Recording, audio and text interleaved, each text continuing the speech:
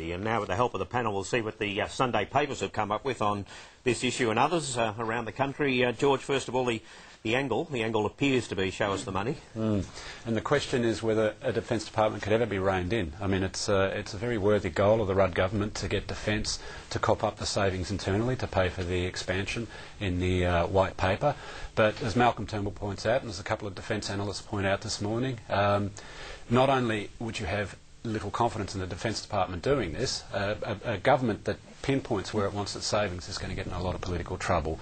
And look, the previous government was very generous with the Defence Department, and Peter Costello made the point in Peter Hartcher's book, for those who've had a chance to look at it, that he could never keep them on contract. He could never keep them to the costings at which they would sign up to. There'd be a blowout here, another blowout there. Pretty soon it became more expensive to cancel the contract than it would be to deliver. So this government is about to have a very unusual problem with the Defence Department, and of course we've seen the way Joel Fitzgibbon has run his race so far. Not confident they can find on that before you go on, we'll have a look at what Joel Fitzgibbon, or part of what he had to say on the Nine Network this morning.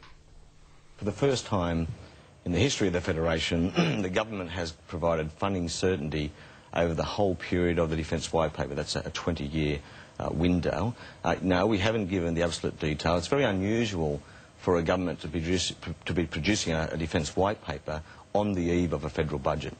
So by necessity, we've found it necessary to hold the fine detail until budget night. That's only a week away or so, and people just need to be just a little bit patient. Gerard Henderson, budget certainty or funding certainty over the next decade or so, he says, but the real question is the inefficiencies. They're looking at, what, 10% a year or something? Well, I think they're probably there, but there will be tough political decisions. But there's time to take some tough political decisions in defence. But it's also backed up by a fair degree of Commonwealth Government money as well. It's not simply budget cuts, there's also expenditures.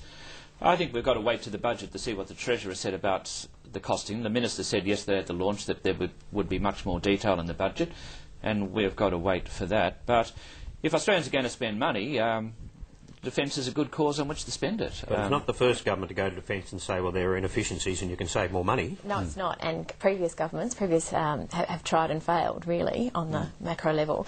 And some of these inefficiencies are pretty hard to unpick. So if you look at, for instance, what's happened with defence contracting over the last decade and a half, you've got all these people who used to work, who were trained by the Defence Department, have now gone off to private sector consultancies and are making a lot more money as private sector consultants. Now, if you're going to try and bring some of that know-how back in-house, there's going to be a huge resistance from people who are doing better financially outside the department to come back in under the auspice, even if that's going to save money for the government and taxpayers over the long term. And when you talk about a more efficient operation, you're really talking about job cuts, aren't you? Like civilian job cuts. I think you're talking about civilian job cuts. I think the services work remarkably well for the money they have. I think they do a terrific job, but there's obviously cuts to be made in the Defence Department, and that's been the case for a long time, and it continues.